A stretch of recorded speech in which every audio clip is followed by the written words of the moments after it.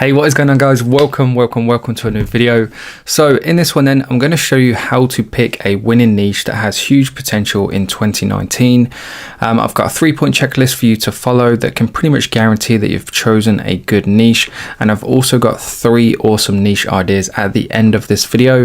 So make sure you stay tuned to the end to see what those are. Before we jump into it though, I just want to very quickly mention, as always, I am giving away a free one-to-one call with me. So a chance for me and you then to have a chat. You can ask my help in whatever way you need it, whether it's a store review, picking Facebook interests, looking at certain products, whatever it is. If that's something that you want the chance to win, all you simply have to do then is like the video and leave a comment down below. If you commented on yesterday's video, just make sure you stay tuned to the end of this one where the winner will be announced. And with all that being said then, guys, let's jump straight into this. So to start the video off then, I want to give you guys kind of like the main 3 advantages of actually picking a niche versus just selling products from a variety of different niches. So number 1 being the branding opportunities. Obviously, if you pick one specific niche and you brand all of your products, all of your marketing content, your logo, the name of your store, etc., people get to know you for what you sell. So for example, if you go into the shaving niche and you sell shaving products, etc., whenever that one specific person has a requirement for a shaving product, then they know to come back to you, which is customer retention. So basically like the percentage rate in which customers will come back and shop again. Number 2 is the upsells and cross sales. Obviously, if you're selling within one specific niche, then there's a reason that person is on your store, and it's because they're interested in the range of products. So when it comes to getting them to spend that little bit more, then it's a lot easier to do so because all the products are related. Number 3 is obviously the marketing. When it comes to the Facebook pixel, if you've only got one type of audience coming onto your store, you don't have to worry about the data being skewed. You don't have to worry about setting up custom conversions that can sometimes get a bit confusing. And the second point is obviously no email segment. So for example, if you have a niche store and you gather 100 emails, then those 100 emails are going to be related to the products you're selling.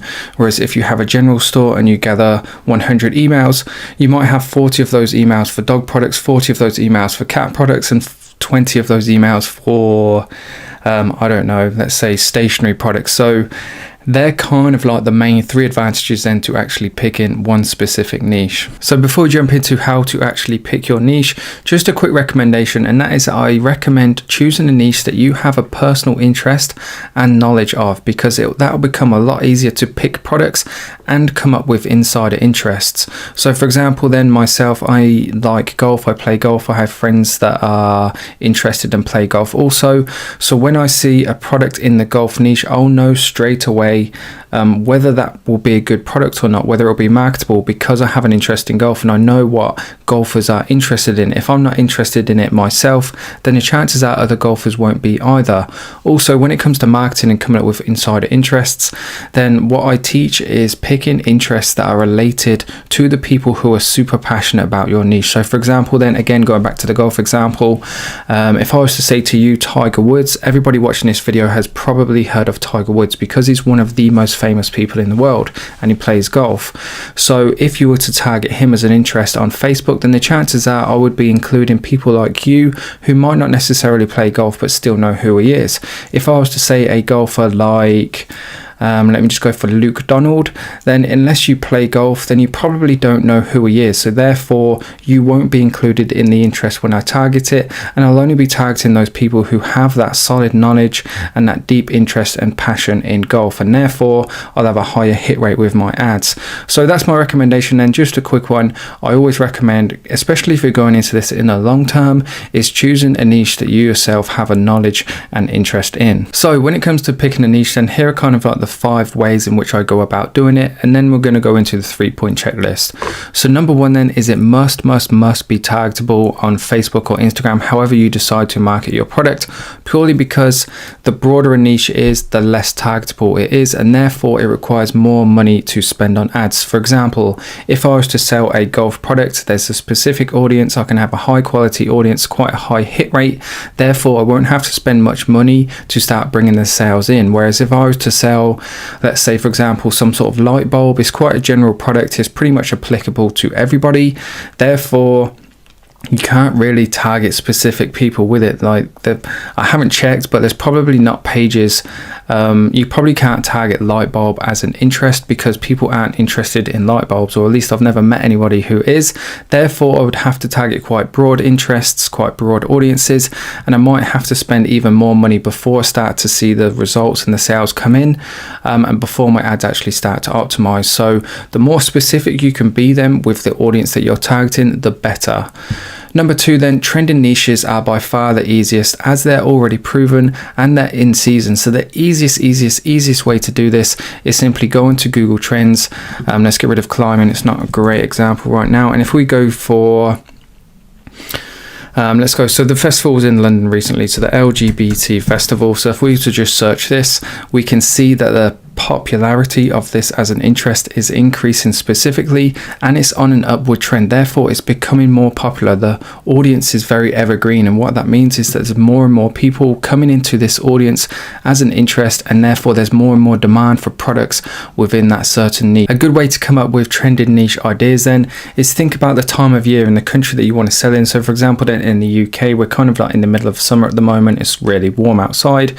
So what do people start doing once it's warm outside? They start exercising and running more. They might get on their bikes. So perhaps there's certain cycling products. They spend more time in their garden. So could you look at dropshipping, say high ticket items like garden furniture, or what kind of garden tools or garden gadgets can you sell? What happens to pets in the summer? They get really hot, so is there certain products that can help keep dogs cooler? These are just all the kind of different ways of thinking. So always be thinking trending, because then you know there's a proven demand for products within a certain space. Number 3 then is sub niches, and these work best as they target a specific audience, and the more specific the better. Because, so for example then, the best way to kind of explain this is to give you an example. If you're in the dog niche then and you sell just a generalized dog product, then of course everybody who has a dog is going to be interested in your product, but it isn't going to be specific to one type of person. Therefore, the amount of interest won't be as high as if it was. So for example, then myself owning a dog, if I was to see, let's just say a normal dog bowl, then it's a dog bowl. Yes, I'm interested in it, but it doesn't really strike my interest that much because it's just a dog bowl. Whereas if it was a dog bowl with a German Shepherd on it, because I own and have a German Shepherd, then my interest is going to be a lot higher, and therefore I'm a lot more likely to actually buy that product. So hopefully that kind of example explains the importance of actually choosing a sub niche. And just to kind of explain this further, this is why I put point 4 in here, which is go for specific popular products in your niche. And the best way to do this then is to use the Google Keyword Planner. So to give you an example, using the dog bowl, I've put dog bowl in here, and Google's going to give me kind of like all the related search terms and their monthly search volumes. And just to give you an example then of how powerful this can be, so you can see I've just put dog bowl in here. We can see the average monthly searches, which is 10k to 100k. Whereas if we were to just scroll down here, we'll look for something similar. So elevated dog bowl, so that is like a sub niche within a sub niche. So you have dogs, dog bowls is the sub niche, and then you have elevated dog bowls, which is a sub niche. And as you can see, the monthly searches is still quite high, so there's a really specific passionate audience that are looking for these elevated dog bowls. So if you can target and find those on Facebook, then you're going to be onto a winner. Me being in a dog niche, having a big dog, I know the reason behind these products, hence why I know how important they are, and hence why I know why certain people are so interested in them.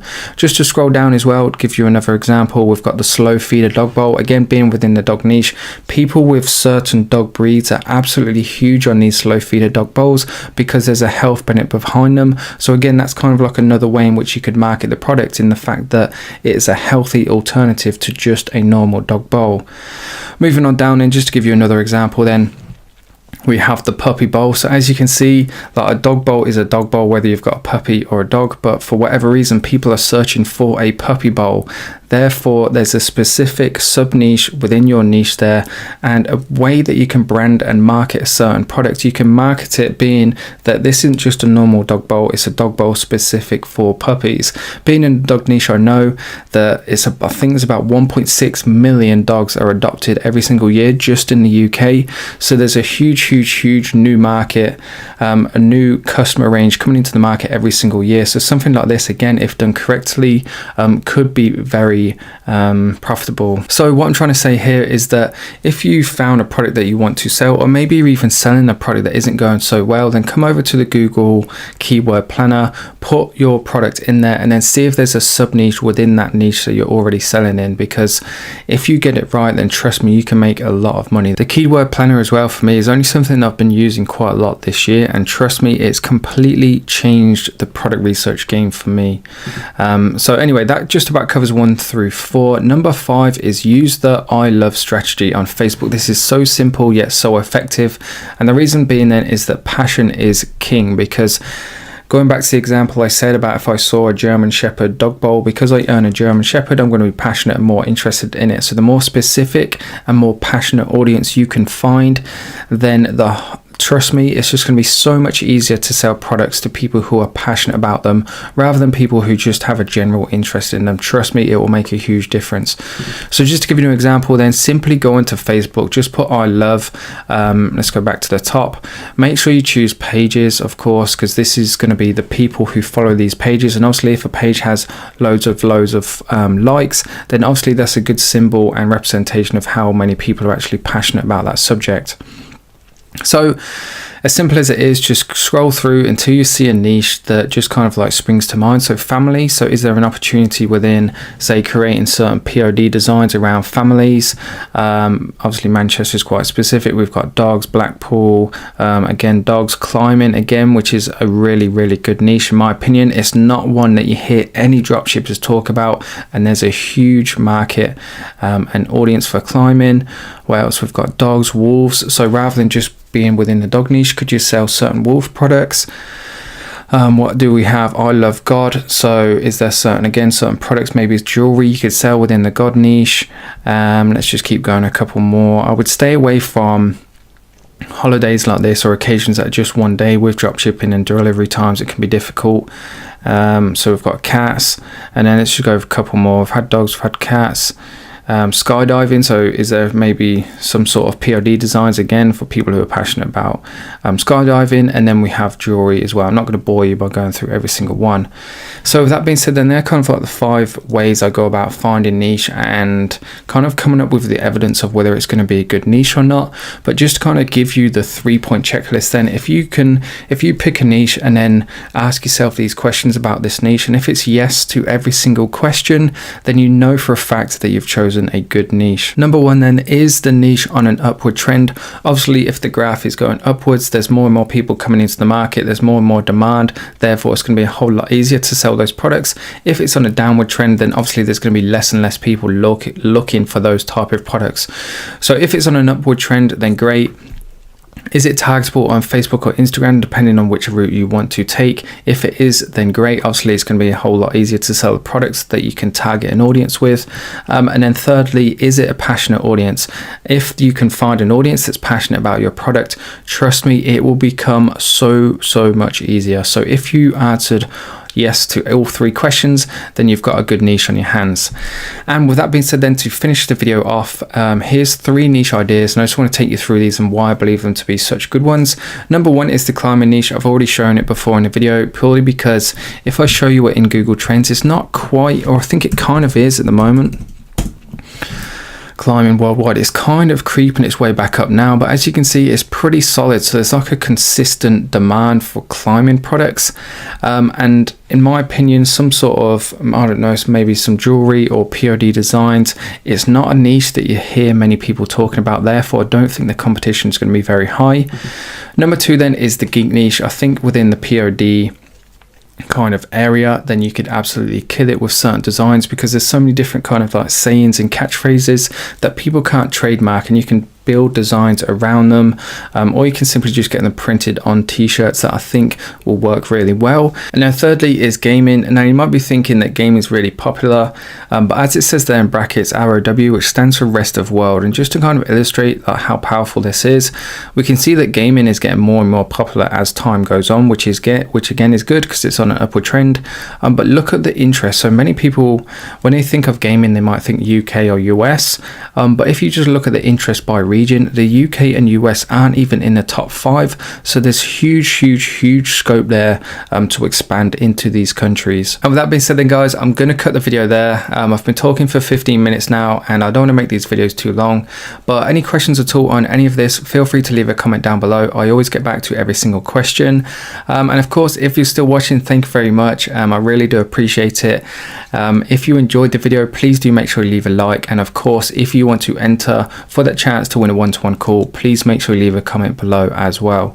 And with that being said then, let's get into announcing the winner of the previous video. So this is previous video then. It's kind of like part 2 of how I scaled a brand new store to over £1,000 a day. So if you haven't seen it yet, please do go make sure you check it out.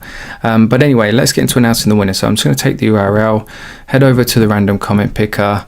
35 unique comments, which is absolutely awesome. So thank you very much to everybody who commented.